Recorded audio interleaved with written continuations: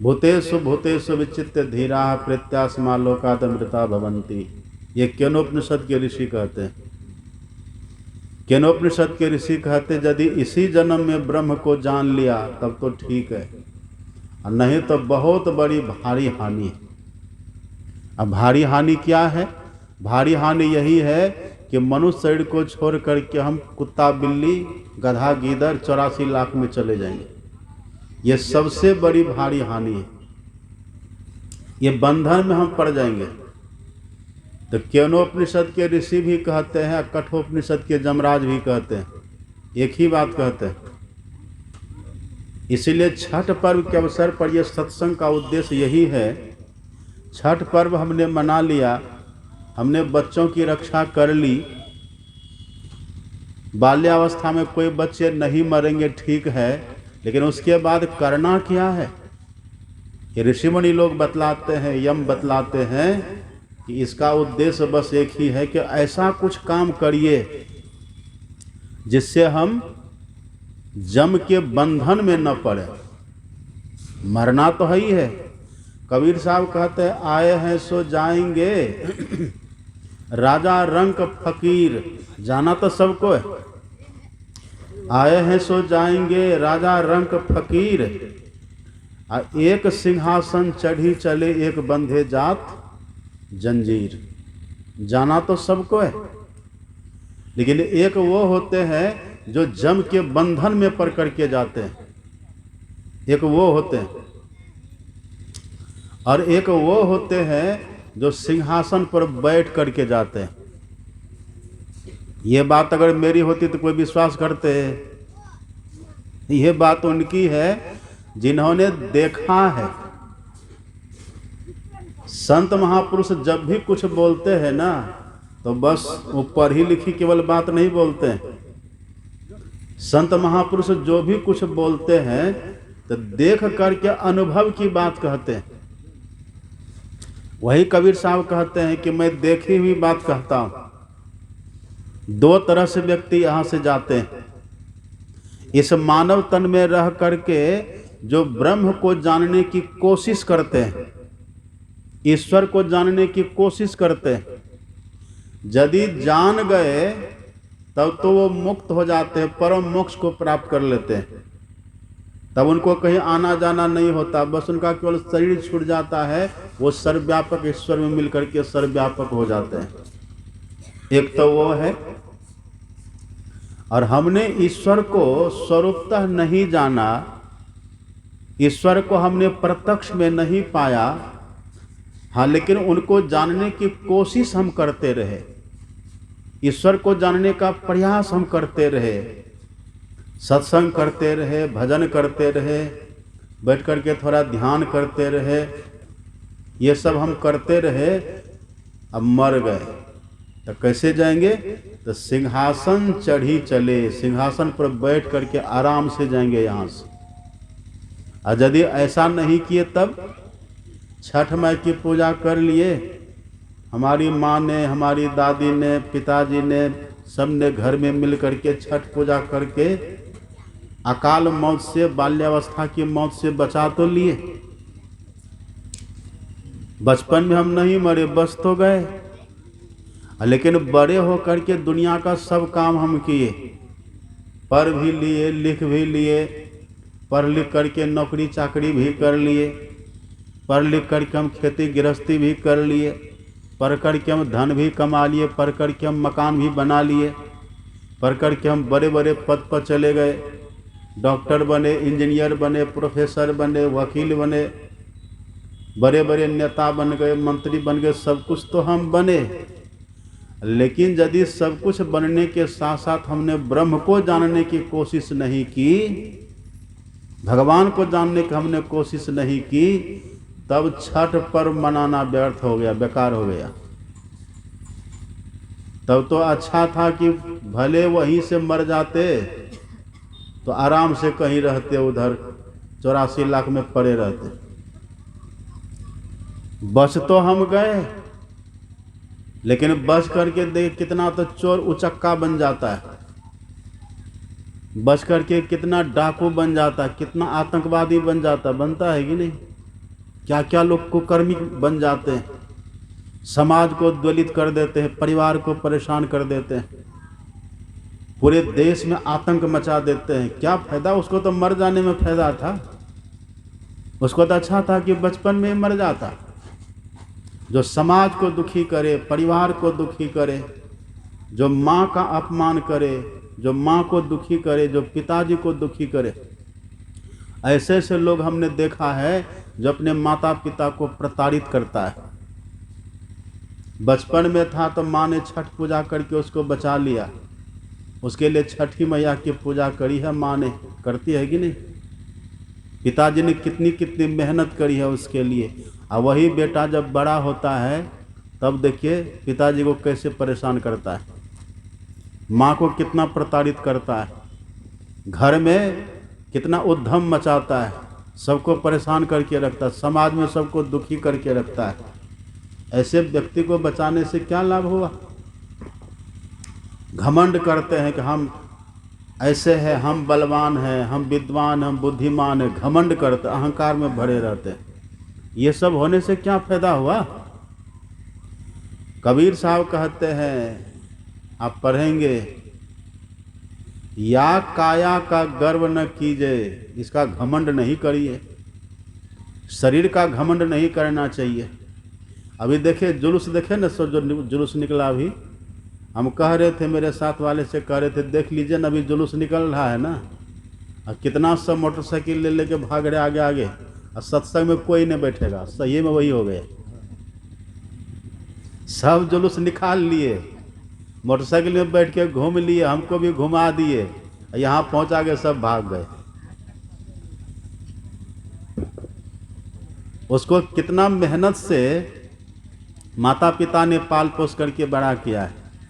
पढ़ना लिखना तो अच्छी बात है ही है, नौकरी चाकरी करना अच्छी बात है ही है, धन कमाना मकान बनाना अच्छी बात तो है ही है, लेकिन इसके साथ साथ देखिए जमराज का वचन है ये, ई चेद सकद बौद्धुम प्राक शरीरस्य विश्रसा, ये जमराज बोल रहा है।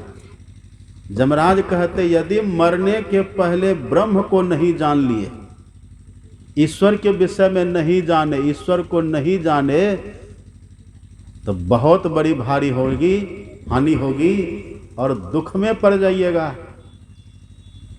ये चेतावनी दे रहे हैं। अब ब्रह्म को कहाँ जानिएगा?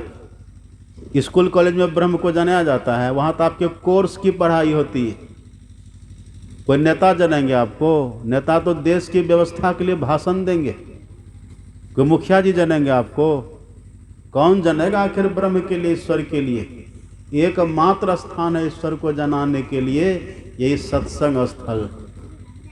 इसी जगह पर यह काम होता है। इसी जगह से बैर विरोध करिए, इसी जगह से दूर भागिए। यमराज की बात को भी याद रखिएगा, उनकी बात को भूलिए मत। अभी यहाँ कितने लोग बैठे हुए हैं, और यदि किसी के लिए पुलिस का वारंट आ जाए तो आराम से बैठिएगा। सब चौकस हो जाएंगे, सब अलर्ट हो जाएंगे, इससे कैसे बचना है।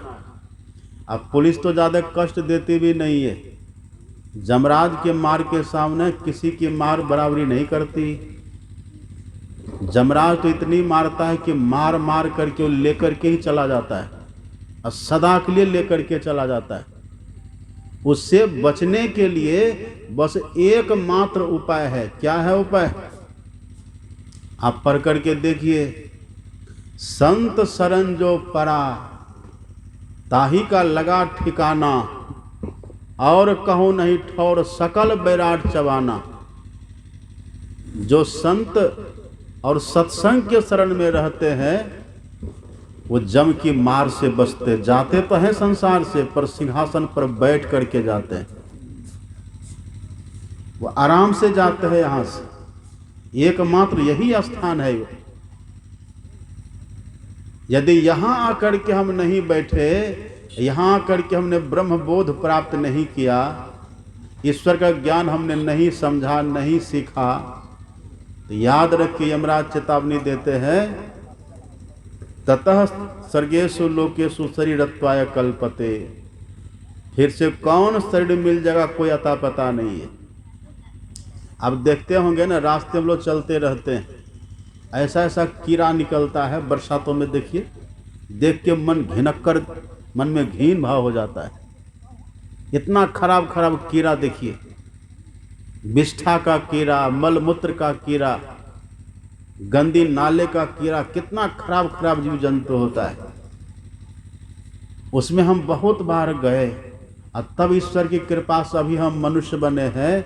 अब यमराज कहते यदि ये काम नहीं किए और इस देह के घमंड में बने रहते हैं, याद रखें हम लोग फिर वहीं जाना पड़ेगा। तब वहाँ कौन रक्षा करेगा? अभी तो भूख लगती है तुरंत अनुकूल भोजन कर लेते हैं, ठंडी लगती है तो हम कंबल रजाई ओढ़ लेते हैं, अग्नि जला के ताप लेते हैं, हीटर चला लेते हैं। और गर्मी लगती है तो हम कूलर की व्यवस्था, पंखा की व्यवस्था कर लेते हैं, उस माहौल में रह लेते हैं। काम करते करते थक जाते तो विश्राम कर लेते हैं। हर तरह का अनुकूल व्यवस्था है ना। जैसा मन वैसा भोजन करते, जैसा मन वैसा कपड़ा पहन लेते हैं, जैसा मन वैसा माहौल में रहते हैं। हर तरह की सुव्यवस्था करके तब हम जीते हैं। और यदि हम ही मर करके कुत्ता बन गए तब वहाँ कोई व्यवस्था देता है? अब कल्पना करिए। इसलिए भगवान सुने थे कल आप, राम भगवान इसीलिए कह रहे थे, बड़े भाग मानुष तनु पावा, असुर दुर्लभ सब ग्रंथ ही गावा। इस मानव तन की रक्षा के लिए है छठ पूजा। गाय की रक्षा के लिए कोई पर्व नहीं बना है। गोपाष्टमी है ना, कल गोपाष्टमी है तो गाय की लोग पूजा करते हैं, लेकिन वो पूजा करने से गाय बचेगी कोई जानते हैं? उसके लिए पर्व नहीं है। किसी भी जानवर की रक्षा करने के लिए, किसी भी जानवर की उम्र को बढ़ाने के लिए कोई पर्व दुनिया में नहीं बना है, क्योंकि वो शरीर उतना महत्वपूर्ण नहीं है, वो दुखद है। लेकिन मनुष्य का शरीर इतना बढ़िया है, इसकी रक्षा करने के लिए, इसको बचाने के लिए ऋषियों ने, संतों ने, मुनियों ने, महापुरुषों ने कई तरह का पर्व की व्यवस्था कर दी है। छठ पर्व की व्यवस्था करिए, उसी में क्या होता है ना, यम द्वितीया, यम द्वितीया मनाते हैं ना, यम जुड़ा हुआ, यम द्वितीया। ये पर्व क्यों मनाते हैं? दुर्गा पूजा हम क्यों मनाते हैं? असुर वृत्ति से रक्षा करने के लिए, आसुरी वृत्ति से रक्षा करने के लिए। ये तरह तरह का, देखिए दीपावली क्यों मनाते हैं हम? दीपावली इसीलिए मनाते कि हमारे घर में दरिद्री ना आ जाए। अब दीपावली में देखते ना लोग क्या करते, लुकाठी संठी की बना के घर में जाते हैं और घुमाते, क्या कहते, लक्ष्मी घर दरिद्र बाहर, कहते हैं कि नहीं?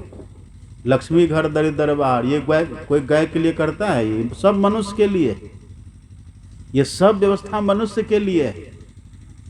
ये सब करिए, दरिद्री को दूर भगाने के लिए दीपावली मनाइए, और दुर्गुण को दूर भगाने के लिए दशहरा मनाइए, और जीने के लिए छठ पूजा मनाइए। लेकिन जी किस लिए रहे हैं? दुर्गुण को किस लिए भगा रहे हैं?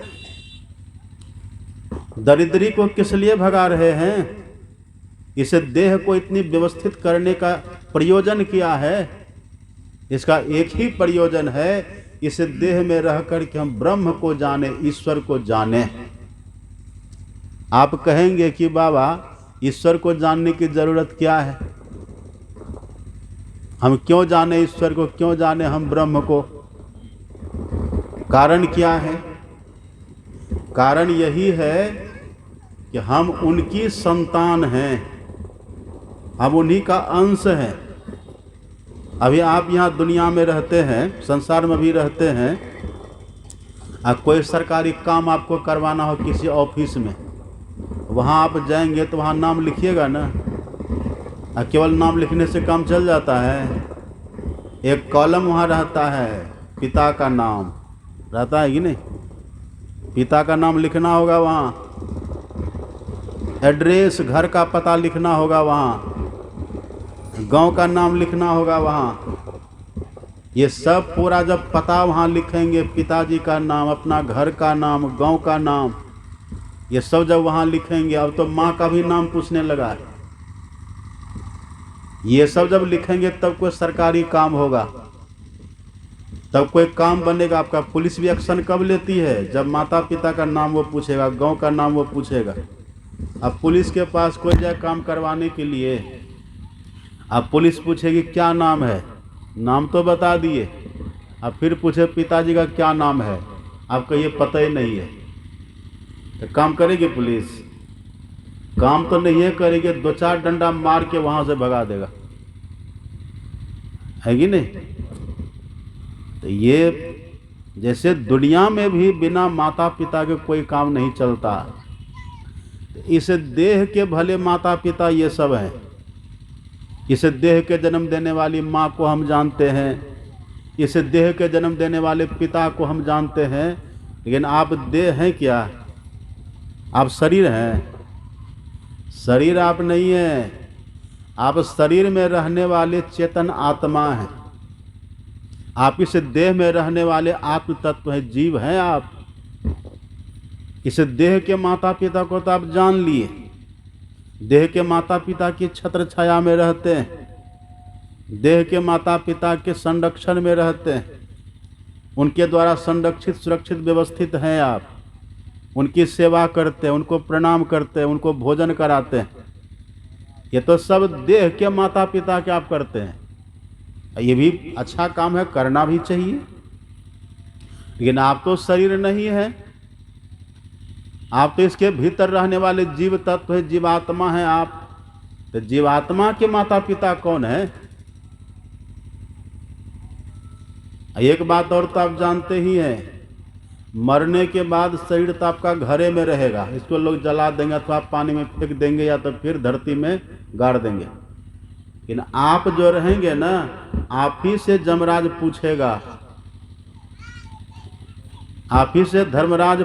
पेड़ का पत्ता झड़ जाता है, ऐसे जैसे से देह से जीव निकलेगा, सब नाते रिश्तेदार सब खत्म हो जाएगा। तब कोई कहेगा कि मेरे पिताजी हैं। घर के कहत सवेरे काढ़ो, भूत होई घर खइया, सब तो भूत कहेगा, सब नाता रिश्ता खत्म हो जाएगा, कोई अपना तब नहीं रहेगा। घर की नारी बहुत हित जासों, रहत सदा संग लागी, और जब यह हंसा तजिह काया, प्रेत प्रेत करी भागी। सब प्रेत प्रेत कह करके, भूत कह करके भागेगा वहां से, सब नाता रिश्तेदार सब खत्म। जादिन मन पंछी उड़ी जई हो, तादिन तेरे तन तरवर के सबे पात झड़ी जई हो। यही पत्ता है, इसका पात है, ये भाई है, ये बहन है, ये ताऊ है, ये चाचा है, ये दादा है, ये नाना है, ये सब डाल पात है, सब झड़ जाएगा, कोई नहीं रहेगा। अब वहां जमराज पूछेगा कि बताओ पिताजी का क्या नाम है, और यदि इस पिताजी का नाम कह दिए तो वहां फिर बचाव की कोई संभावना नहीं है। वो कहेगा अरे दे तुम्हारी छुट्टी तो सब छूट गया। जिन पुत्रन को बहुविधि पालियो, देवी देव मनई हो, तेहिले बांस दियो खोपड़ी में, शीश फाड़ी बिखड़ई हो। वो तो चला गया, अब उसका नाम लेने से क्या होगा? वहां यदि आप हिम्मत से कह दीजिए कि ईश्वर हमारे पिता हैं, ईश्वर हमारी माँ है, त्वमेव माता च पिता त्वमेव, त्वमेव बंधु च सखा त्वमेव, त्वमेव विद्या द्रविणम त्वमेव, त्वमेव सर्वम मम देव देव। यदि वहां ऐसा कह दीजिएगा ना तो रक्षा हो जाएगी। और आप पढ़िएगा भागवत में, परीक्षित जी ने सुखदेव जी से प्रश्न किया है कि गुरुदेव कृपा करके बतलाइए, अथ पृच्छामि संसिद्धिम योगिनाम परमम गुरुम, पुरुषस्य है यत् कार्य म्रियमानस्य सर्वथा। हे गुरुदेव कृपा करके आप ये बतलाइए कि व्यक्ति को क्या करना चाहिए, ऐसा क्या कर्म करना चाहिए जो मृत्यु के सैया पर पड़ा हुआ है। हम सब मृत्यु के सैया पर ही पड़े हुए हैं, कौन कब मरेंगे किसी को पता है? झूठे सुख को सुख कहे मानत है मनमोद, और जगत चबेना काल का कुछ मुख में कुछ गोद। हम मृत्यु की गोद में बैठे हुए, मृत्यु सैया पर हम पड़े हुए। कबीरा गर्व न कीजिए काल गहे कर केस, न जाने कित मारी है क्या घर क्या परदेश। कहाँ मार देगा कोई आता पता नहीं है। वही परीक्षित जी ने प्रश्न पूछा है, प्रिय मानस से सर्वथा, जो मृत्यु के सैया पर पड़ा हुआ व्यक्ति है, हे गुरुदेव उसको क्या करना चाहिए बताइए। तब सुखदेव जी ने उत्तर दिया, आप पढ़ेंगे, लिखा भागवत का 2 स्कंद पढ़िए, 2 स्कंद का 1 अध्याय पढ़िए, अब लिखा हुआ है, तस्मात् भारत सर्वात्मा भगवान ईश्वरो हरि कृतितव्य श्रोतव्य कृतितव्यश्च स्मर्तव्यश्च छता भयम् एतावान सांख्य योगाभ्याम स्वधर्म परिनिष्ठया जन्म लाभ परः पुंसावन अंत्य नारायण स्मृति। ये सुखदेव जी का उत्तर है। हे राजन, बस यही करना चाहिए मृत्यु के बाद कि व्यक्ति को भगवान की याद आ जाए, क्योंकि वहां पर वही पूछेगा मालिक तो क्या तो बता, वहां पर वही पूछेगा। और सुखदेव जी कहते कि बस अंतिम में भगवान की याद आ जाए, भगवान की स्मृति हो जाए, भगवान की याद आवे, ईश्वर की याद आवे। हम ईश्वर की संतान हैं, हम ईश्वर के अंश हैं, ईश्वर हमारा सर्वस्व है। यदि ये वहां पर याद आ गया तब जमराज कुछ नहीं कहेगा। यदि वहां पर कह दीजिए कब यही हमारा घर था, चौराहा हमारा घर था, तो बड़ी मार लगेगी। ये सब तो पहले छूट जाएगा।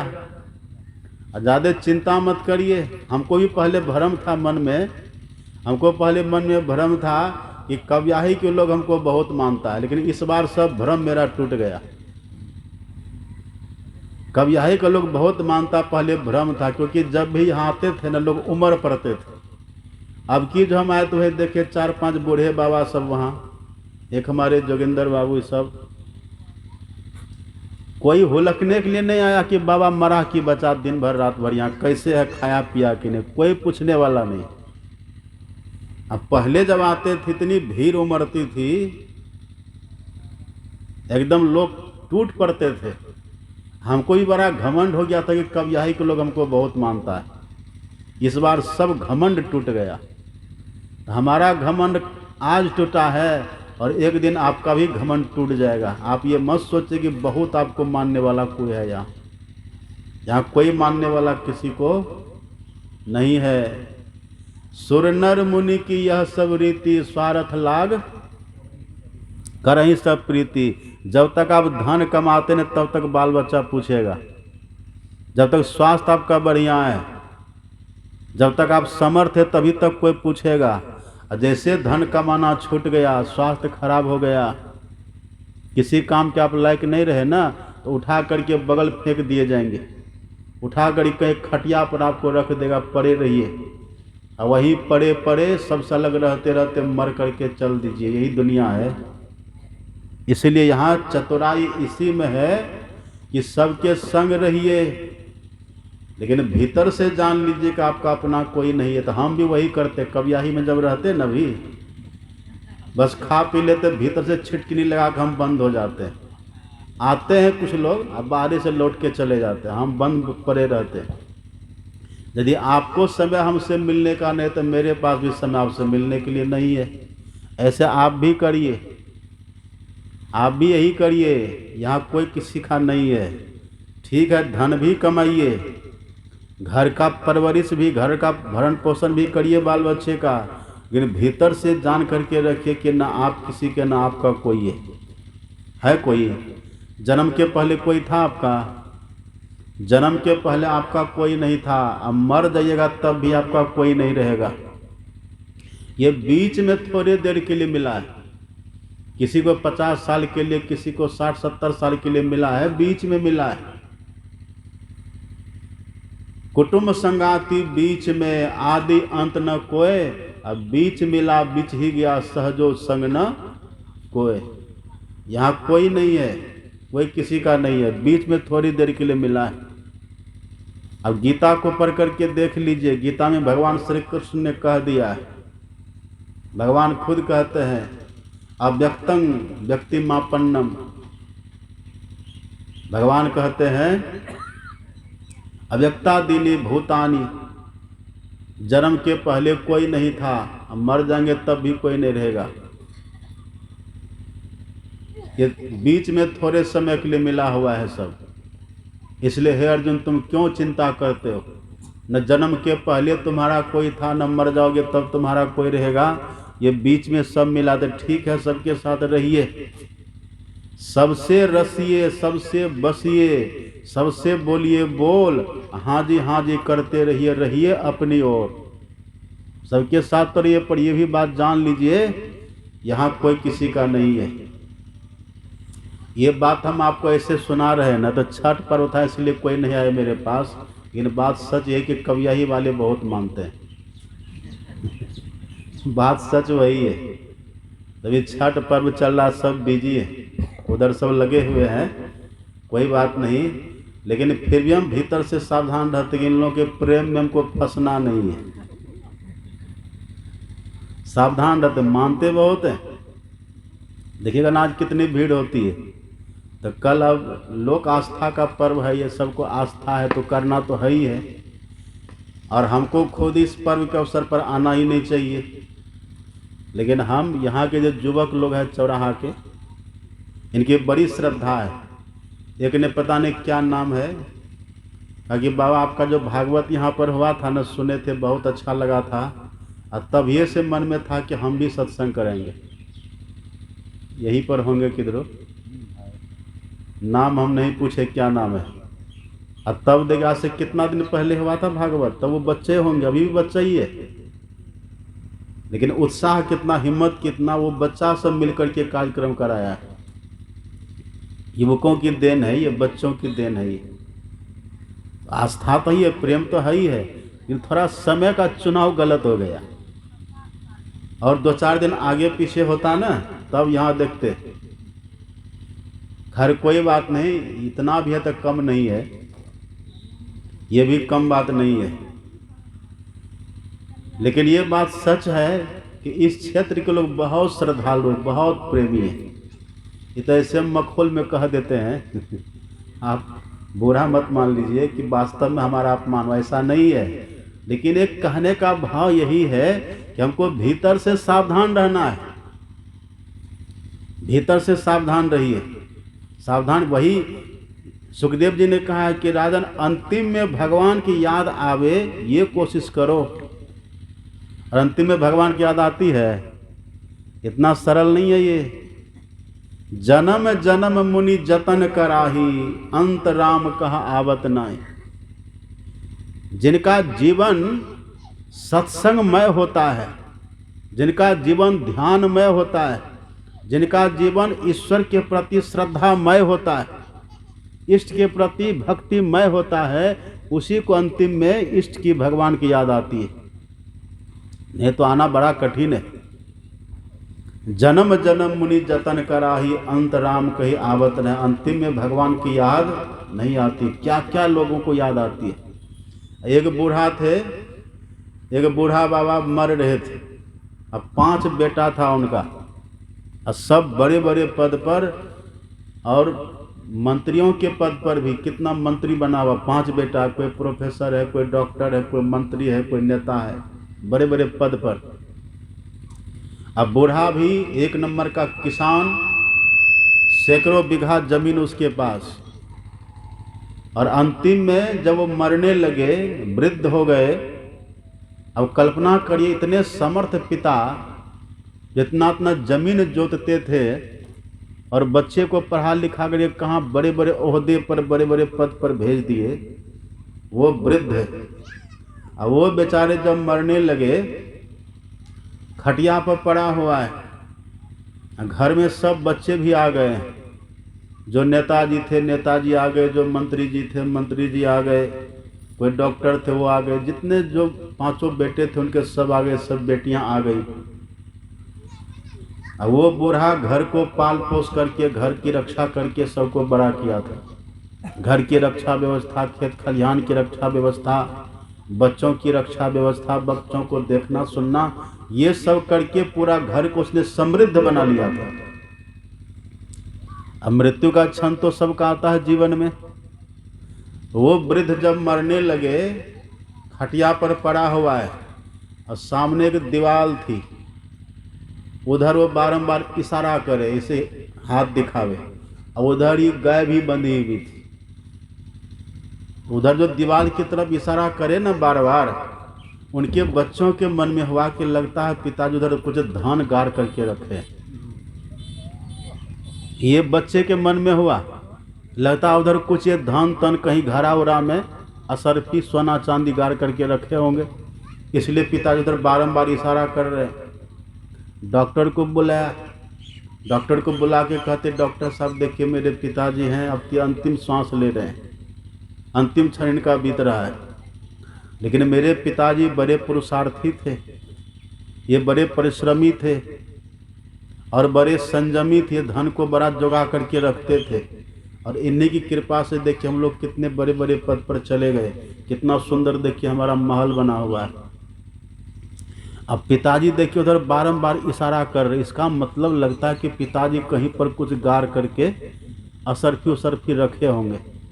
तो आप एक काम करिए, पिताजी थोड़ा बोल सके बढ़िया से, कुछ ऐसी दवा है तो इनको दीजिए। तो मृत्यु का इलाज, मृत्यु की दवाई होती है। डॉक्टरों ने कहा कि देखो ये बचेगा तो नहीं, इनका अंतिम क्षण चल रहा है, हाँ लेकिन ये दो चार शब्द बोल सकता है। कहा बुलवा दीजिए, पर वो दवाई बहुत महंगी, इंजेक्शन इनको पड़ेगा और हजारों रुपए की एक इंजेक्शन आएगी। यदि एक दो इंजेक्शन इसको लग जाए तो इतनी ताकत इसके देह में आएगी कि ये बोल सकता है, दो चार शब्द बोल सकता है। ठीक है तो लगा दीजिए। अब कीमती इंजेक्शन हजारों रुपये का, आपने सुना ना 80-80 हज़ार का इंजेक्शन होता, मैंने सुना है, ऐसे से इंजेक्शन होते। कहा तो ठीक है, तो जब पिताजी है, यदि इंजेक्शन लगाने से बोलेंगे तो 80 हज़ार न जाएगा, आपके उधर घड़ा मिल गया तब कितना लाभ हो जाएगा। तो घड़ा के लोभ में पड़ करके कहा 2 इंजेक्शन इसको लगा दीजिए। अब वही कीमती इंजेक्शन लाया, और जैसे बूढ़ा बाबा को लगा तो भीतर से एनर्जी, भीतर से एक उमंग उत्साह होता है ना, दवाइयों में ऐसा गुण होता है, ताकत आई, मुंह में बोलने की शक्ति, क्षणिक थोड़ी देर के लिए ऐसा होता है।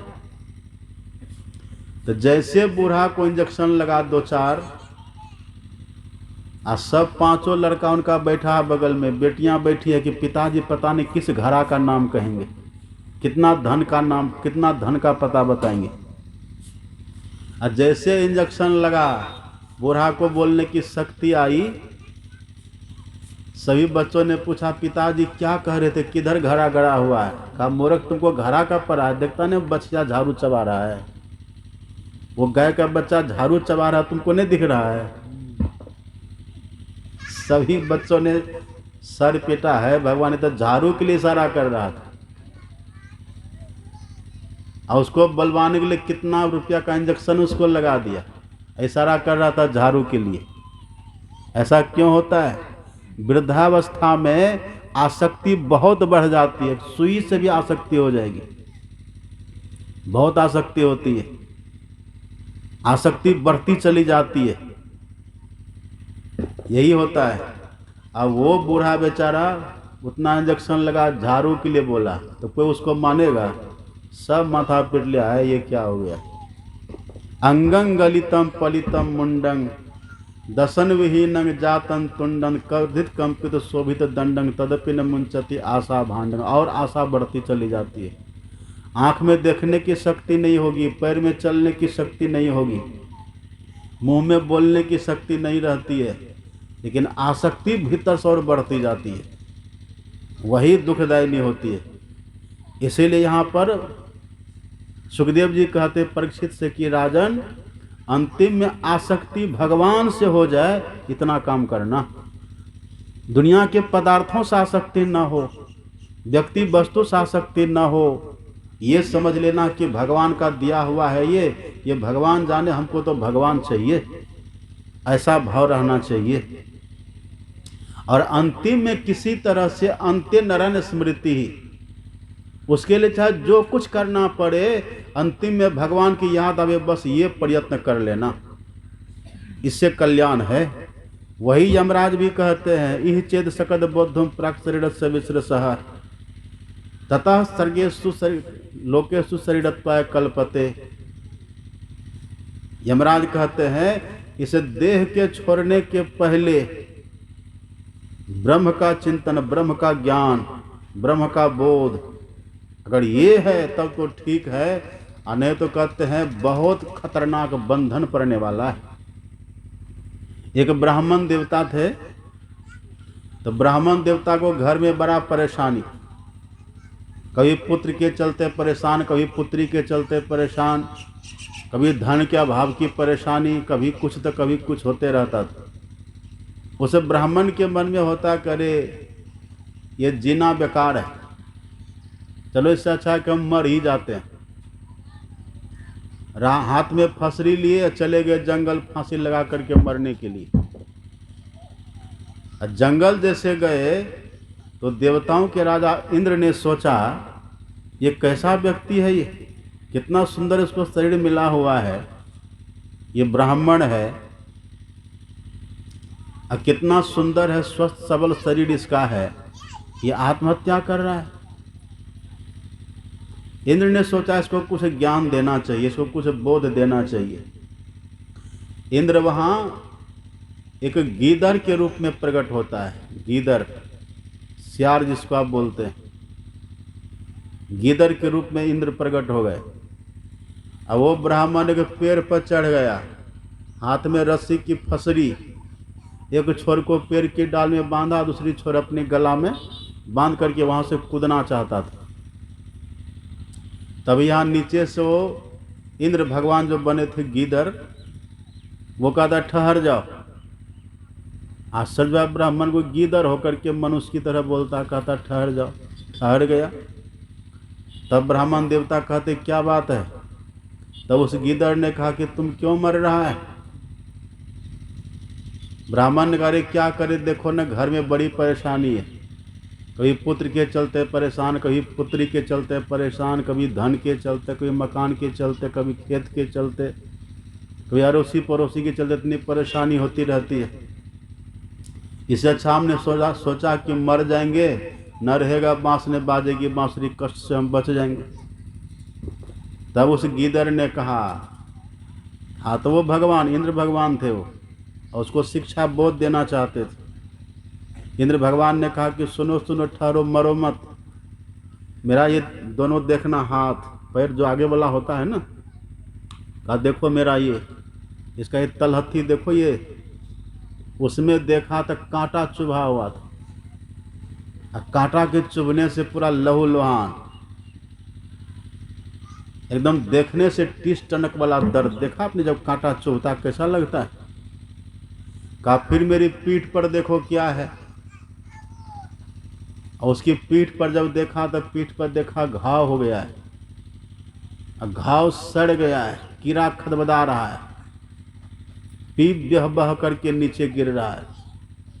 कहा देखो, उस गीदड़ ने कहा कि हम गीदड़ हैं, न तो कांटा को हम निकाल सकते हैं अपने पैरों से, बड़ा दर्द होता है, अब पीठ पर जो घाव हो गया है ना, इसमें कीड़ा देखो खदबदा रहा है, हम कीड़ा को भी नहीं निकाल सकते, रक्त बह रहा है, पीप बहता है, और तुम तो मनुष्य हो ना, यदि तुम्हारे हाथ में पैर में कांटा चुभेगा तो तुम निकाल लोगे, हम निकाल सकेंगे? वो बोल रहा है, गीदड़ बोल रहा है तुम तो निकाल लोगे, मेरी पीठ पर देखो घाव हो गया है, हम इसके लिए कुछ नहीं कर सकते, तुम तो मनुष्य हो, तुम चाहो तो उसमें मरहम पट्टी कर सकते हो, तुमको घाव हो तो तुम उसकी औषधि खा सकते हो, मरहम पट्टी करके तुम उससे स्वस्थ हो सकते हो, लेकिन देखो मेरा शरीर कैसा है, हम कुछ नहीं कर सकते। अब कल्पना करो,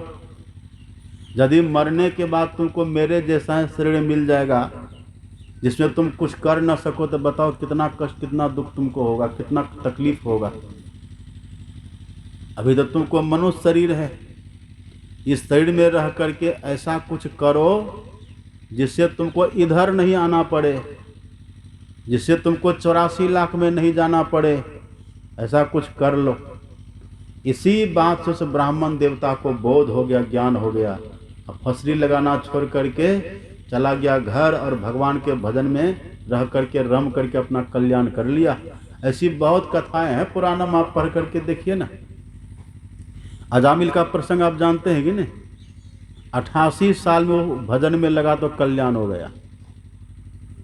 यही है, यही सुखदेव जी कहते कि राजन अंतिम में भगवान की याद आवे, यही मानव तन का फल है। और नहीं तो घमंड में रहते हैं, करे इतना सुंदर मेरा शरीर है, इतना हम बलशाली हैं, पहलवान हैं। कोई कहता हम विद्वान हैं, कोई कहता हम धनवान है, कोई कहता हम गुणवान है, कोई कहता हम नेता है, कोई कहता हम मंत्री है। सब ठीक है, लेकिन ये तो याद रखिए इससे कुछ काम होने वाला नहीं है। यही कबीर साहब कहते हैं, कबीर साहब कहते हैं, या काया का गर्व न कीजिए, क्या श्यामल क्या गोरा रे। कोई श्याम वर्ण का है, कोई गोरे वर्ण का है, सब घमंड में चूर बना हुआ है। कबीर साहब कहते हैं सब ठीक है,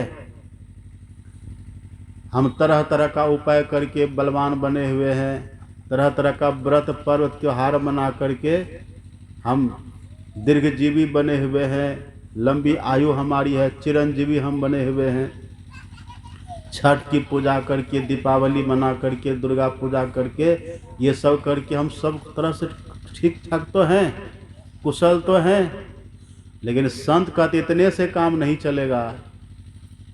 या काया का गर्व न कीजिए, क्या श्यामल क्या गोरा रे। अब बिना भक्ति तन काम न आवे, कोटि सुगंध चभोरा रे। इस शरीर के लिए बस एक ही काम है, इसका कल्याण करने के लिए कि हम ईश्वर का भजन करें, भक्ति करें। यही इससे होगा, यही इसका काम है। और दूसरी बात देखिए, हम लोग जो भी कुछ करते हैं ना, तो उसका उद्देश्य पहले कर लेते हैं, उद्देश्य पहले सोच लेते हैं। पहले सोचते हैं कि नहीं? आप खेती करने के पहले खेती करने का फल सोच लेते हैं, तब ना खेती करते हैं। तब आप खेत में हल लेकर के जाते खेत को जोतने के लिए। जो बिजनेस करने वाले, जो व्यापारी लोग होते हैं ना, वो व्यापार करने का फल पहले सोच लेता है और तब वो व्यापार में लगता है। व्यापार करेंगे तो हमको इतना धन मिलेगा, ये मिलेगा, वो मिलेगा। व्यापार करने का फल वो पहले सोच लेता, तब व्यापार में लगता है। ऐसे कोई लगेगा? आप किसी को पूछिए आप क्या बनना चाहते हो, कहता मास्टर बनना चाहते। क्यों? क्योंकि उसने मास्टर बनने के फल को सोच लिया है। आप किसी को पूछिए, वो कहता हम डॉक्टर बनना चाहते हैं। वो डॉक्टर बनने के फल को सोच लिया है, वैसी व्यवस्था, वैसी मेहनत कर रहा था, डॉक्टर बन जाएगा। इसी तरह से भगवान जो कुछ करते हैं ना, तो कुछ करने के पीछे भगवान का उद्देश्य है। ऐसे भगवान कुछ नहीं करते। भगवान ने आम का पेड़ क्यों बनाया, कभी सोचे आप? भगवान ने आम का पेड़ इसीलिए बनाया कि इसका जब फल होगा ना, तब मनुष्य खाएगा, है कि नहीं? भगवान ने पीपल का पेड़ क्यों बना दिया? आप पीपल के पेड़ के विषय में जानते हैं ना, पीपल का पेड़ 24 घंटा ऑक्सीजन छोड़ता है। ये उसकी खासियत है, विशेषता है। भगवान ने तुलसी का पेड़ क्यों बनाया? तुलसी का पेड़ जहाँ रहता है ना, वहाँ पर जहरीला कीटाणु नहीं रह सकता। जो जहरीला कीटाणु रहने से व्यक्ति को नुकसान पहुँचे, हानि पहुँचे, ऐसा जहरीला कीटाणु तुलसी के पौधे के पास नहीं रहता। इसलिए अपने यहाँ कहावत है कि घर में एक तुलसी का बिरवा लगाइए। आप तो भांग लगा करके रखते हैं घरों में, तुलसी की पौधे लगानी चाहिए। हो सके तो आरी बारी में कहीं पर पीपल का पेड़ लगाइए। और आप जानते हैं बेल का पेड़ भगवान ने क्यों बनाया? बेल पेड़ का जो इर्द गिर्द का जो माहौल होता है सतोगुण होता है, सत्व गुण से संपन्न होता है। इसलिए महाभारत में लिखा हुआ है कि ध्यान करिए कहाँ बैठ कर के? बेल पेड़ के नीचे। लिखा है पर्वताग्रे नदी तीरे बिल्व मूले, बेल पेड़ के नीचे बैठ के ध्यान करिए, वहाँ सात्विक माहौल रहता है। ये सब बड़ी बड़ी बातें। इसी तरह से भगवान ने मनुष्य क्यों बनाया? बेल पेड़ बनाने का उद्देश्य है, केला बनाने का उद्देश्य है, तुलसी बनाने का उद्देश्य है, और आपको पता है गाय बनाने का भी उद्देश्य है भगवान का। 84 लाख में जितने शरीर हैं सबको बनाने का अलग अलग उद्देश्य है भगवान का। ऐसे नहीं बना दिए, सबका अलग अलग काम है। इसी तरह से ये जो हम लोग का मानव तन है, ये भगवान ने क्यों बनाया? ये मानव तन बनाने का उद्देश्य क्या है? कभी आपने सोचा? कभी ऐसा पढ़े ग्रंथों में? सब लिखा हुआ है। मानव का तन क्यों बनाए भगवान? आप तक कह दीजिए मानव भगवान इसीलिए बनाए कि कमाओ खाओ, डॉक्टर बनो, इंजीनियर बनो, किसान बनो, आप तो यही कह दीजिएगा। लेकिन आप पढ़िए क्यों बनाया है भगवान ने ये मानव तन। लिखा हुआ रामायण में, देह धरे कर यही फल भाई। अब फल का मतलब क्या होता है? फल कहते हैं किसको? फल का अर्थ होता है परिणाम, होता है ना फल। इसका क्या फल होगा, मतलब इसका क्या परिणाम होगा? जैसे कहते ना योग फल, पढ़ते ना बच्चे, योग फल, योग का परिणाम, मतलब योग फल, योग का परिणाम। ऐसे ही ये देह धारण करने का, मनुष्य बनने का परिणाम क्या है? मनुष्य बनने का फल क्या होना चाहिए? इसका फल क्या है? तुलसीदास जी लिख देते हैं, देह धरे कर यही फल भाई। हे भाई, इस मानव तन को पाने का एक ही फल है, इसका एक ही परिणाम है। क्या परिणाम है? तो तुलसीदास जी कहते हैं, भजिए राम। ये इसका देखिए फल है, भजिए राम सब काम बिहाई। सभी कामनाओं को छोड़ करके भले भजन कर लीजिए, यही इसका फल, यही इसका परिणाम है। सब काम करिए, उसकी मनाही नहीं है। करते कर्म करो विधि नाना, सुरत राख जहाँ कृपा निधाना।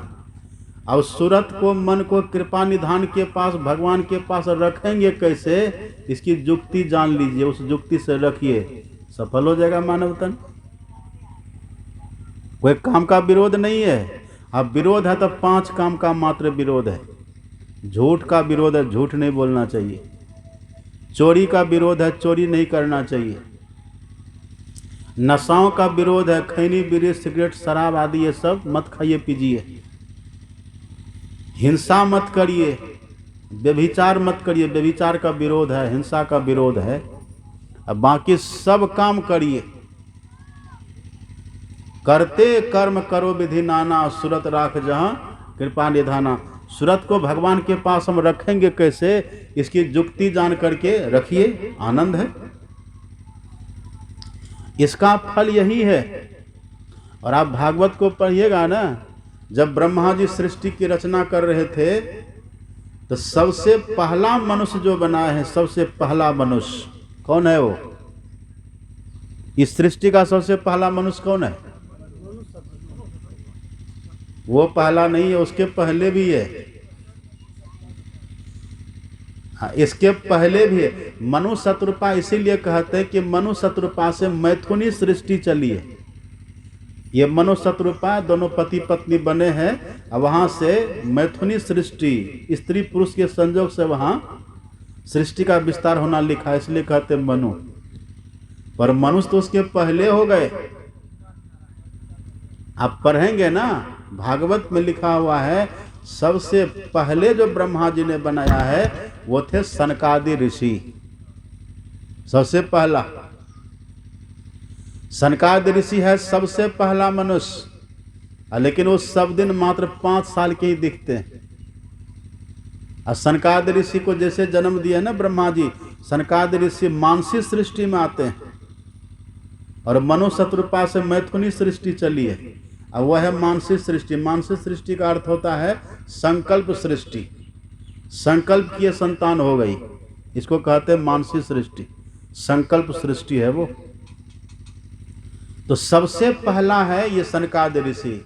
और सनकादि ऋषि का जैसे जन्म हुआ ना, तो ब्रह्मा जी ने कहा कि जाओ तुम भी संसार को बढ़ाओ, तुम भी अपना बाल बच्चा पैदा करो, तुम भी खेती गृहस्थी करो, तुम भी दुकान दौड़ी बिजनेस व्यापार करो। उसको ब्रह्मा जी ने कहा। लेकिन सनकादि ऋषि ने क्या क्या, आप पढ़िएगा भागवत में। सनकादि ऋषि ने कहा कि हे पिताजी, हम कुछ नहीं करेंगे, जिसके लिए मानव तन हमको मिला है हम वो काम करेंगे। इतना कह करके घर से निकल गए भजन करने के लिए। देह धरे कर यही फल भाई, ये फल है, ये परिणाम है देह धारण करने का, कि भजन में लगिए। और सब काम छोड़ के नहीं करना है, इन्हें घर से भाग करके जंगल में जाके तब भजन करेंगे, नहीं नहीं। हमारे गुरु महाराज जी कहते, देह जीवन बिताओ स्वावलंबी, स्वावलंबी जीवन बिताइए। जीवन बिताओ स्वावलंबी, भरम भारे फोड़ी कर, और संतों की आज्ञा है ये मैं ही माथ धर छल छोड़ी कर। स्वावलंबी जीवन बिताते हुए, कोई नौकरी करिए, कोई बिजनेस करिए, कोई खेती करिए, जिनका जो रोजगार है वो करिए। अब 5 पाप से बच करके रहिए। और दीक्षा लेकर के मन को कैसे जोड़ना है वो जुक्ति जान लीजिए। अब भजन करते रहिए, देखिए मानव तन सफल हो जाएगा, अंतिम क्षण हमारा सुखद हो जाएगा। यही कहते हैं सुखदेव जी महाराज, हे राजन, यही से देह को पाने का फल है, परिणाम है। यही काम करना चाहिए। ये काम अगर कर लिए तो आप देखेंगे यहाँ भी सुख से रहेंगे, और शरीर छोड़ करके जहाँ हम जाएंगे वहाँ भी आराम से रहेंगे। एक ज्ञान देता है संत मत। अब भगवान कहते, जौ पर लोक यहाँ सुख चाहो, और सुनी मम बचन हृदय दृढ़ गहो, और सुलभ सुखद मार्ग यह भाई, भगति मोर पुराण श्रुति गाई। ये भक्ति करिए, भगवान का भजन करिए, इन अपने मन से मत करिए। अब भजन भक्ति की शुरुआत कहाँ से होती है? आप किसी भी मत में रहिए, किसी भी संप्रदाय में रहिए, लेकिन भक्ति की युक्ति ठीक ठीक जानिए, अब करिए उसको। कोई मत आपका कल्याण नहीं करेगा। अब देखिए कि भक्ति का ढंग ठीक है कि नहीं। भक्ति की शुरुआत होती है मंत्र जप करने से। जो मंत्र हमको गुरु दीक्षा में बतला दे, उसी मंत्र को मन ही मन खूब बढ़िया से जपिए। यही है भक्ति। काम कर रहे हैं, हम मन से जप भी कर रहे हैं। सब कुछ करते हुए जप करिए। झाड़ू लगा रहे हैं, जप कर रहे हैं, भोजन बना रहे हैं, जप कर रहे हैं, खेत में काम कर रहे हैं, मन ही मन जप कर रहे हैं, भोजन भी कर रहे हैं, मन ही मन जप भी चल रहा है। ऐसा रखिए भाव। यहाँ तक कि लेट्रिन भी करिए, जप भी करिए, हमेशा करने का, कभी छोड़िए मत। हनुमान जी गदा लेकर के चले जा रहे थे। एक लड़का था, पेशाब कर रहा था, राम राम भी कर रहा था, राम राम कर रहा, पेशाब कर रहा है। उधर से हनुमान जी जा रहे थे, एक गदा मारा पीठ पर। कहा तुमको अब ये भगवान का नाम लेने का समय सूझता है? पेशाब भी कर रहा है, भगवान का नाम भी ले रहा है। पहले पेशाब कर लो, हाथ पैर धो लो, तब भगवान का नाम लेना। कहा कि ठीक है, वैसा ही करेंगे। हनुमान जी जब गए भगवान के पास, रात में जब गए हनुमान जी भगवान की सेवा करने के लिए, तो देखा भगवान की पीठ पर जख्म हो गया, जख्म। घाव हो गया, जख्म हुआ है, उसमें दर्द है, टीस टनक है। हनुमान जी ने पूछा कि प्रभु ये जख्म कैसे हो गया? तो भगवान कहते तुम्ही ने तो जख्म दिया है। कहा हम भला, हम आपको जख्म देंगे, तुमने ही गदा से मारा है। कहा भगवान ये कैसे संभव है? कहा संभव है, हमने तो नहीं मारा, तुम्ही ने मारा है। कब मारे? तब भगवान ने कहा वो जो बच्चा पेशाब कर रहा था, अब मेरा नाम जो जप कर रहा था तो मैं उसके साथ में ही था। आप विश्वास करिए, अगर आप चलते फिरते जप करते रहिएगा ना, अंग संग हर वक्त रहता प्रकट हो आता ने, गुरु महाराज हमेशा साथ ही रहेंगे। भगवान का बच्चा पेशाब कर रहा था, जब मेरा नाम ले रहा था, उनके साथ ही था मैं। और तुम जो गदा मारा ना तो चोट मुझे ही लग गई। इसका मतलब क्या है? जो हमेशा मंत्र जप करते रहते थे, इष्ट उनके संग में हमेशा रहते हैं। और संकट को, आने वाले संकट को इष्ट अपने ऊपर ले लेते हैं, पर अपने भक्तों को, शिष्यों को कुछ नहीं होने देते, रक्षा करते हैं। अंग संग हर वक्त रहता प्रकट हो आता नहीं, हो रहे हैरान सागिल जल्द दिखलाता ने, साथ में ही रहते हैं। भगवान ने कहा हनुमान वो मेरा नाम ले रहा था, पेशाब कर रहा था, पैखाना कर रहा था, कोई फर्क नहीं पड़ता। जो सदैव मन ही मन भगवान का नाम जपे वो सदैव शुद्ध है, पवित्र है। तब हनुमान जी को बड़ा अफसोस हुआ। और तभी से प्रथा चली, हनुमान जी को जब भगवान ने पूछा कि हनुमान तुमको क्या चाहिए, देखो हमने विभीषण को लंका का राज दे दिया है, सुग्रीव को हमने देखो किष्किंधा का राज दे दिया, तुमको क्या चाहिए बोलो। तब हनुमान जी ने कहा था, क्योंकि अब अनुभव हो गया ना, तो हनुमान जी ने कहा था कि हे प्रभु मेरे जीवन में एक विपत्ति है। क्या विपत्ति है? हनुमान जी ने कहा कह हनुमंत विपत्ति प्रभु सोई, और जब तब सुमिरन भजन न होई। हे प्रभु ऐसा क्षण हमारे जीवन में कभी ना आवे जिस क्षण की आपके नाम का सुमिरन न हो। ऐसा क्षण कभी ना आवे, पेशाब करे तब भी आपका सुमिरन हो, पैखाना करे तब भी आपका सुमिरन हो, हम भोजन करें तब भी आपका सुमिरन होता रहे, चलता फिरते रहे तब भी आपका सुमिरन होता रहे, यहाँ तक कि हम सो जाएं तब भी आपका सुमिरन होता रहे। आप ऐसी कृपा कर दीजिए। यहीं से भजन की शुरुआत है। नाम जीह जपि जागही जोगी, राम नाम मणि दीप धरो, जीह देहरी द्वार, आ तुलसी भीतर बाहरो जो चहसी उजियार। यदि आप संसार में भी चाहते सब व्यवस्था हो और मरने के बाद परलोक में भी सब व्यवस्था हो, तो निरंतर जप करते रहिए, यही तरीका है। ये पहली भक्ति है। ये साधना के पक्ष में ये पहली भक्ति है। ऐसे पहली भक्ति तो संतों का संग है, प्रथम भगति संतन कर संगा, पर साधना के पक्ष में पहली भक्ति है मंत्र का जप। और दूसरी भक्ति क्या है? दूसरी भक्ति है हमारे जो इष्ट हैं उनका हम ध्यान करें, उनका हम चिंतन करें। अभी हमारे ध्यान में बहुत बात रहती है। कोई बैठे बैठे पुत्र का ध्यान करते रहते हैं, कोई बैठे बैठे धन का ध्यान करते रहते हैं, कोई बैठे बैठे संपत्ति का ध्यान करते रहते हैं, कोई बैठे बैठे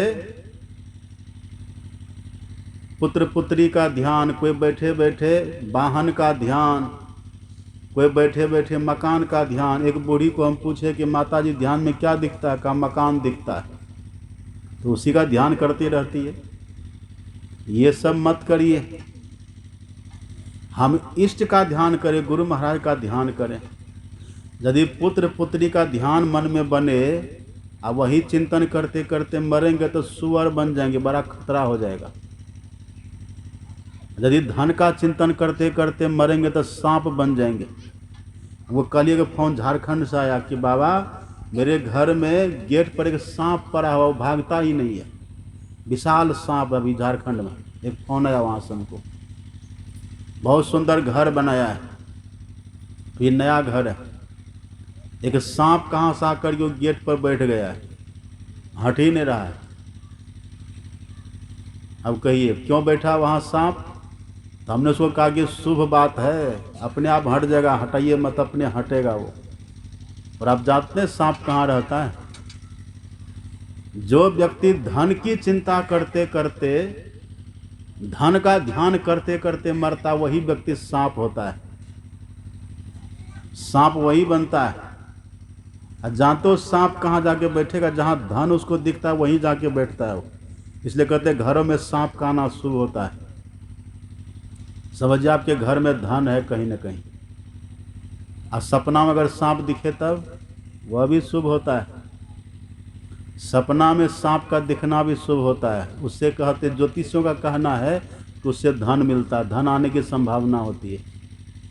सपना में सांप दिखना भी शुभ है और घर में सांप का आना भी शुभ है, लेकिन सांप बनना शुभ होता है? सांप बनना खतरनाक है। और सांप कौन बनता है? जो भगवान का चिंतन, भगवान का ध्यान नहीं करके धन का ध्यान करते रहते हैं, वही मर करके सांप बन जाता है। इसलिए ध्यान किनका करिए? अपने इष्ट का ध्यान करिए। मन में हमेशा इष्ट को बसा करके रखिए, गुरु महाराज को बसा करके रखिए। और हमारे गुरु महाराज तो भजन बना दिए, अति पावन गुरु मंत्र मन ही मन जाप जपो, उपकारी गुरु रूप को मानस ध्यान थपो। मानस पटल पर, मानस हृदय में गुरु महाराज को स्थापित कर लीजिए। आपके जो इष्ट है उनको स्थापित करिए। इष्ट अपने से मत बनाइए। आप दीक्षा के समय गुरु जिनको इष्ट बनाने के लिए कहे उनको अपना इष्ट बनाइए। ऐसा क्यों? जो हमको दीक्षा देते हैं ना, वो अपने इष्ट को सिद्ध कर लेते हैं, और तब वो इष्ट बनाने के लिए कहते तो उनकी वाणी में दम होता है, उनकी कृपा भी होती है। इसलिए दीक्षा के समय गुरु जिनको इष्ट बनाने के लिए कहे उनको इष्ट बना लीजिए। और संत मत में एक ही इष्ट है, गुरु महाराज जी। बस हम लोग गुरु महाराज को इष्ट बनाते हैं, हमेशा इन्हीं का चिंतन करते रहते हैं। मैं ही इन पददास रहे कर जोरी के, आ गुरु दिशी लागो भाई सकल दिशी तोरी के। जो गुरु महाराज की तरफ सब तरह से लगेगा, उनको धीरे धीरे ध्यान बनने लग जाता है। तो गुरु महाराज के जो गुरु दीक्षा में मंत्र बतलावे, उस मंत्र को जप करिए, और जिनका ध्यान करने के लिए कि उनका ध्यान करिए। चलते फिरते उन्हीं का चिंतन करते रहिए, तब दिखेगा धीरे धीरे ऐसा समय आएगा ना, आपको भीतर में प्रत्यक्ष दर्शन हो जाएगा। ये तो ये फोटो देख रहे हैं आप, फोटो हम लोग क्यों लगाते हैं? ये मूर्ति पूजा नहीं है जिससे पूजा और सब करते हैं। ये फोटो इसीलिए हम लोग लगाते हैं कि इनका ध्यान करें, ध्यान करने के लिए लगाते हैं। यानी कि पैसा चढ़ा चढ़ा के पैसा हम कमावे, उसके लिए नहीं है ये इसलिए लगा दे कि गुरु महाराज का सब ध्यान करिए, देखिए, आप प्रवचन भी सुनिए। और दीक्षा में भी ध्यान करने की विधि बतला देते, किस तरह से ध्यान करिएगा वो विधि बतला देते हैं। ये भक्ति है। और अभी तो आंख बंद करते सबके भीतर अंधकार दिखता है। अंधकार को हिंदी में कहते तम। तो जब तक है तम तब तक है जम। इसलिए कहते हैं यम दीरी, यम दीरी करते हैं ना, जलाते हैं दिया, एक यम दीरी नाम है ना, दीपावली में जलाते हैं यम दीरी। पहले जलाते ना यम दीरी, उसको यम दिया भी बोलते हैं। यम द्वितीया भी, यम द्वितीया के दिन यम दिया, यम दीरी जलाते हैं ना। ये क्यों जलाते हैं? एक ये प्रतीक है। यदि कोई दीपक का दर्शन कर ले तो यम भाग जाते, इसलिए यम दीरी कहते हैं, यम दिया। अब कौन दिया के दर्शन से? ये बाहर जो दिया जलाते हैं ना, इसे दिया के दर्शन से यम नहीं भागेगा। यम कैसे भागता है? तो जो प्रैक्टिकल करके देखे है ना, उनकी बात को मानिए और चलिए, तब बच जाएंगे हम भी। कौन सी दिया है वो? आप पढ़िएगा, संत कबीर साहब लिख देते हैं। संत कबीर साहब कहते हैं, घट घट दीपक बरय। घट मतलब क्या? देह के भीतर, शरीर के भीतर। घट घट दीपक बरय, लखै नहीं, अभी दिख नहीं रहा है। लखै नहीं, अभी दिख नहीं रहा है। क्यों? क्योंकि अभी हम अंध हैं, अभी अंधा है। ये जो दोनों आंख है ना, ये दोनों आंख से बाहर दिखता है, और जो आंख से हम भीतर देखेंगे वो आंख अभी बंद, इसलिए कहते हैं अंध है, अंधा भी बने हुए। घट घट दीपक बड़े, लखै नहीं, अंध है। लेकिन यदि कोई गुरु की जुक्ति जाने, और गुरु की जुक्ति जान करके तब अपने भीतर में देखे ठीक से, तो कबीर साहब कहते लखत लखत, मतलब देखते देखते, गुरु की जुक्ति जान करके देखते देखते, लखत लखत लखी परे, वो दिया देखने में, वो दीपक देखने में आ जाएगा। घट घट दीपक बरे, लखे नहीं, अंध है। लखत लखत लखी परे, कटे जम फंद, जम का फंदा कट जाएगा। इसलिए कहते हैं यम दीरी, यम द्वितीया यम दीरी, इसीलिए कहते हैं। ये पर्व तो बाहर का प्रतीक है, अपने भीतर के यम दिया, अपने भीतर के दिया को देखिए। दीपक बरत ज्योत, गुरु महाराज जी लिखते हैं, दीपक बरत ज्योत जगमग तारे होत, आ चांदनी पूरन चंद्र लखत जी जुरावई रेखी। अपने भीतर का प्रकाश, वो दीपक देखिए। हम लोग हिंदू हैं ना, हम लोग का मूल ग्रंथ है वेद। क्या है मूल ग्रंथ? वेद है। जैसे मुसलमानों का मूल ग्रंथ क्या है? कुरान।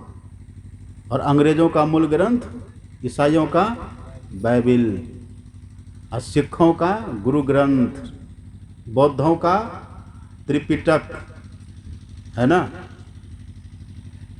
ऐसे ही हम लोगों का मूल ग्रंथ है वेद। वेद सबसे श्रेष्ठ है। उसी वेद में जो उपनिषद है, आप पढ़िएगा, मंडल ब्राह्मणोपनिषद, उसमें आप पढ़ेंगे, कई उपनिषद में लिखा हुआ है, दीप ज्वालेन्दु खद्योत विद्युत नक्षत्र भास्वरा। ऋषि कहते हैं कि सबके भीतर में दीपक जल रहा है। ये तो कबीर साहब कहते हैं ना, घट घट दीपक बड़े लखे नहीं, अंध है।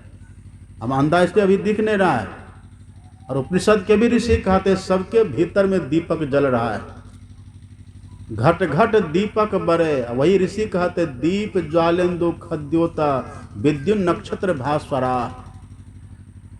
ये सबके भीतर में प्रकाशित हो रहा है, लेकिन अभी नहीं दिख रहा है। ये मानव तन पाने का फल वही है, वही देखना है हमको। यदि वो दीपक एक बार दिख जाए ना, तो जम का फंदा कट जाता है। अब बहुत सुख मिलेगा आपको, भीतर प्रकाश हो जाएगा। आंख बंद करते क्या दिखता है? अभी अंधकार दिखता है। लेकिन आप ये साधना करिए, गुरु से जुक्ति जान करके आपके भीतर में दीपक दिखेगा, प्रकाश हो जाएगा। एक माता जी मेरे पास आई, कहा कि बाबा हमको भीतर में प्रकाश दिखता है, हमको भीतर में दीपक दिखता है, प्रकाश। हमने कहा कैसे दिखता है? तो वो लोग आंख रगड़ कैसे से करके करते हैं ना, आंखें से दबा दबा के भींच भांच के, तब लोग कहते प्रकाश दिखता है। तो हमने कहा आपको प्रकाश दिख गया? बोले हाँ। तो उन्होंने कहा कि ठीक है, तो बताइए मेरी जेब में क्या है, मेरी जेब में क्या है बताइए। कहा ये कैसे जानेंगे बाबा, देखेंगे तब न जानेंगे। हमने कहा कि नहीं नहीं, जिसको प्रकाश अपने भीतर होता बिना देखे जान जाता है। किसके भीतर में क्या चल रहा है वो बिना देखे जान जाएगा, वो सब कुछ जानते हैं। किसके जेब में क्या है बिना देखे जान जाएंगे वो, जिसके भीतर वो प्रकाश हो जाए। ये बनावटी नहीं होता, इसकी जुक्ति है देखने के लिए, जुक्ति से देखिए।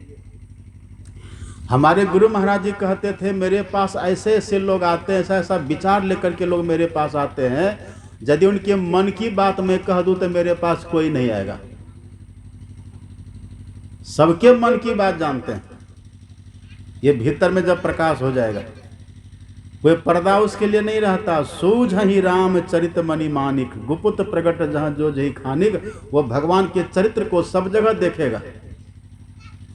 कौतुक देख ही शैल बन भूतल भूरी निदान, जथा स्वंजन आंजी दृगा साधक सिद्ध सुजान। ऐसे साधक आप बन जाएंगे ना, धरती के भीतर कहाँ क्या सब देखिएगा। बिना इंजीनियर बने बहुत कुछ देख लीजिएगा। पहाड़ों के भीतर कहाँ क्या सब देख लीजिएगा। कितना गजब है ये। यही साधना की, ये भक्ति है ये। इसी को बोलते हैं छठी भक्ति। छठ दम शील विरति बहुकर्मा, निरत निरंतर सज्जन धर्मा। यही छठी भक्ति करने से भीतर में सूर्य दिखता है। जो छठ पूजा में सूर्य की लोग पूजा करते हैं ना, वो सूर्य अपने भीतर, असली सूर्य सबको दिखता है। वो सूर्य दिखेगा। और सूर्य में प्रकाश कितना है आप पढ़ करके देखिए। ऋषि आप पढ़ेंगे, एक संत अपने यहाँ हुए तुलसी साहब, तुलसीदास नाम का दो संत अपने यहाँ हैं। एक है गोस्वामी तुलसीदास, जानते हैं ना सब नाम, जो रामायण लिखे हैं। और दूसरे हैं संत तुलसी साहब, जो घट रामायण लिखे हैं। दोनों अलग अलग है। तो घट रामायण लिखने वाले तुलसीदास जी लिखते हैं, जौ दोपहरे गगन रवि छाई, तासे उजास भया घट माही। जैसे बाहर में दोपहर का सूर्य कितना प्रकाश फैलाता है, ऐसा ही प्रकाश सबके भीतर होता है। वो देख करके बोलते, ऐसे नहीं देखा हुआ उनका, वो देख करके बोलते हैं। दोपहर के सूर्य के समान प्रकाश सबके भीतर फैला रहा है। अब कबीर साहब इसी को कहते हैं, कबीर कमल प्रकाश या उगा निर्मल सूर, रैन अंधेरी मिटी गई बाजे अनहद तूर। कबीर साहब कहते अपने भीतर अभी आंख बंद करते सबको घोर अंधकार दिखता है। और यदि कोई जुक्ति जान करके तब अपने भीतर अभ्यास करे तो कबीर साहब कहते वहां पर निर्मल सूर्य का दर्शन होता है। उस निर्मल सूर्य के दर्शन से रैन अंधेरी, भीतर का अंधकार खत्म हो जाएगा, मिटी गई है। बाजे अनहद तूर, भीतर में अनहद बाजा बज उठेगा, वो सब देखिएगा भीतर में। और रोज हम लोग गाते हैं, कोट भान छवि तेज उजाले, करोड़ों सूर्य के समान प्रकाश अपने भीतर में। कहिए कितनी बड़ी बात है ये सब गप नहीं है। ये सब इसी मानव तन पाने का फल होना चाहिए कि हम इसको देखें। यही देखने से जीवन सफल होता है। मृत्यु का बंधन करता, सब दुख दर्द हमारा मिट जाता है। दुख दर्द भव के सब मिटे, सतगुरु चरण नित से ये। गुरु भक्ति बिनु कछु ना बने, मैं ही सकल संतन कही। इस तरह से गुरु की सेवा करिए। आप पढ़िएगा पदावली में, हमारे गुरु महाराज जी लिखते हैं, जा सम्मुख या सूर्य अमित अंधार है। भीतर का सूर्य जैसा है, उसके सामने ये सूर्य का प्रकाश तो अंधकार के समान है। ऐसो सूर्य महान चंद हद पार है। उसी का दर्शन करने के लिए ये ध्यान साधना है। अब वो सूर्य का यदि एक बार दर्शन कर लीजिए ना, जैसे इस छठ पूजा के करने से बच्चों की रक्षा होती है, लोग ऐसा कहते हैं, कहानी है ये। अकाल मौत से लोग बचते, कहानी है। यद्यपि मौत अकाल नहीं होती, मौत तो समय से ही आती है सबकी। लेकिन हमको एक भ्रम है कि बच्चा में मर गया तो अकाल मौत कह देते, जवानी में मर गया तो उसको अकाल मौत कह देते, बूढ़ा मरते तो कहते हाँ ये मौत ठीक है। और ऐसा कुछ भी नहीं है। मौत हमेशा समय से ही आती है। उस सूर्य को यदि अपने भीतर कोई देख ले, वो जब तक चाहेगा तब तक दुनिया में रह सकता है। उसको मौत पर विजय मिल जाती है, मौत को अपने अधीन कर लेता है। ऋषि मुनियों ने किया है, यही काम करना है। सब कुछ करिए आप, पढ़िए लिखिए, खेती गृहस्थी करिए, बिजनेस व्यापार करिए, डॉक्टर इंजीनियर सब बनिए। और साथ साथ ये युक्ति जान करके थोड़ा अभ्यास भी करिए। फिर देखिए कितना लाभ होता है। यही काम जब करेंगे ना तब जम कुछ नहीं कहेगा। हमारा जीवन स्वतंत्र जीवन होगा, पवित्र जीवन हमारा होगा। अब कहने सुनने की बहुत बात है, और सब कब से बैठे हैं, 10 से भी ऊपर हो गया है। ऐसे 10 में ही बस हो जाना चाहिए, समय ज़्यादा हो गया। और थोड़ा बढ़ा करके हम इसीलिए बोल दिए कि आज ही भर सत्संग है ये, कल तो बाधा ही हुई, और आज भर ये सत्संग होगा, शाम में होकर समाप्त हो जाएगा। यहाँ के बच्चे लोग बड़े हिम्मत से काम किए। सब बच्चों का क्या हुआ है, युवकों का क्या हुआ है, कितना उत्साह है। अब बड़े प्रेमी हैं ये चौराहा के, और सब चौराहे का न है, बड़े प्रेमी हैं। और कबियाही के लोग तो प्रेमी है ही।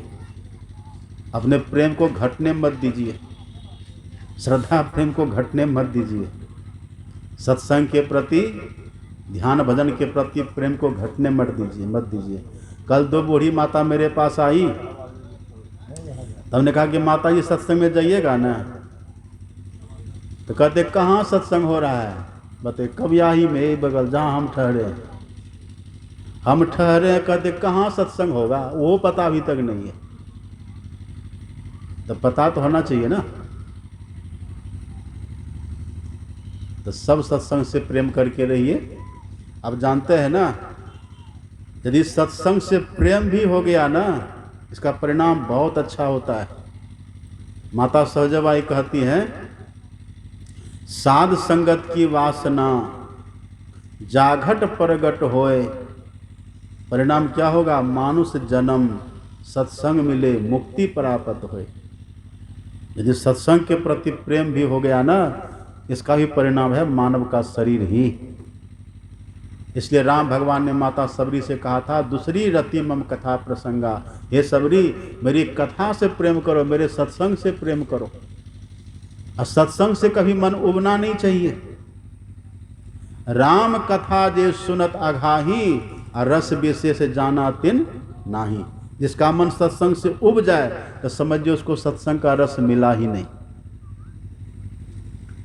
सत्संग के प्रति बहुत प्रेम रखिए, श्रद्धा रखिए, और दीक्षा लेकर के साधना की 4 पद्धति सीखिए। मानस जप, मानस ध्यान, दृष्टि योग और नादानुसंधान। ये साधना की 4 पद्धति है। वेद में वर्णन है, गीता में वर्णन है, रामायण में, हर सभी ग्रंथों में वर्णन है चारों का। यही एकमात्र साधना की पद्धति है। अब किसी मत में रहिए, किसी संप्रदाय में रहिए, कोई बात नहीं, पर साधना की सच्ची युक्ति जान करके साधना करिए, इससे लाभ होगा। अब कहने सुनने की बहुत बात है, शाम में हम सुनेंगे। एक बात देखिए, ये सत्संग चलता रहता है, अब घर बैठे भी सुनेंगे। एक YouTube चैनल है संतमत दर्शन, याद रखिए। आप अपने मोबाइल में लिखिएगा हिंदी में संतमत दर्शन, उसमें गुरु महाराज का फोटो आपको निकलेगा, संतमत दर्शन चैनल निकल जाएगा। उसको आप सब्सक्राइब कर लीजिएगा, बेल आइकन को दबा दीजिएगा, आपको कुप्पा घाट का सब सत्संग लगभग मिलता रहेगा। कहीं घर में रहिए, उसको निकाल के सुनते रहिए। हम लोग जहाँ कहीं भी रहेंगे ना, आपको उसमें प्रवचन सुनने के लिए मिलता रहेगा। सुने समझे बात को? क्या संतमत दर्शन YouTube में खोजिएगा ना, हिंदी में संतमत दर्शन मिल जाएगा। उसमें गुरु महाराज का फोटो लगा हुआ दिखेगा। संतमत दर्शन नाम का कई चैनल है, लेकिन जिसमें गुरु महाराज का फोटो लगा हो उसको करिएगा। संतमत दर्शन गुरु महाराज का फोटो होगा उसमें, उसको सब्सक्राइब कर लीजिएगा। उसमें आपको हमेशा सत्संग मिलता रहेगा। कुप्पा घाट में जो सत्संग होते रहता है ना, और हम लोग भी जहाँ तहाँ जो जा करके बोलते रहते, सब उसमें आपको सुनने के लिए मिलता रहेगा हमेशा।